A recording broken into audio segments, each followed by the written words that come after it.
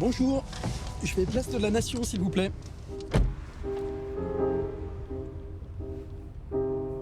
Partage ton pain avec celui qui a faim et alors ta lumière jaillira comme l'aurore.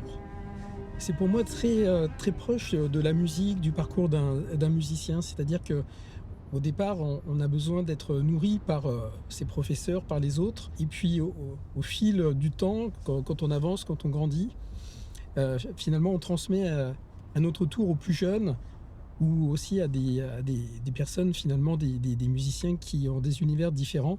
Et voilà, il y a ce partage de la nourriture musicale et culturelle.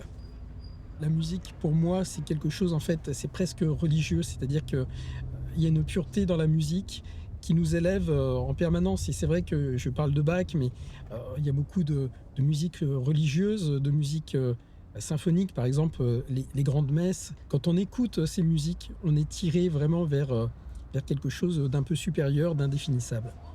La mandoline, ses caractéristiques, c'est que c'est un instrument qui porte une sorte de soleil en elle-même. C'est un instrument qui respire l'Italie.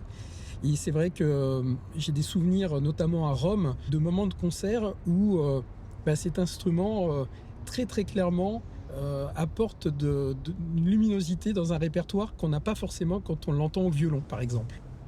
Ce qui est très important, c'est qu'on apporte un moment en fait, de suspension dans la souffrance. Il y a beaucoup d'échanges. Euh, Moi, je vais souvent jouer à Toulouse pour les personnes âgées, pour aussi des malades qui ont la maladie d'Alzheimer.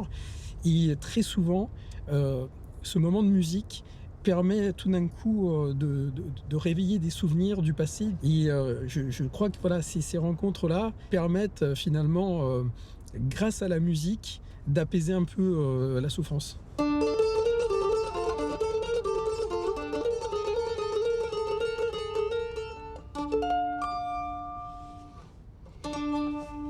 Merci, bon dimanche.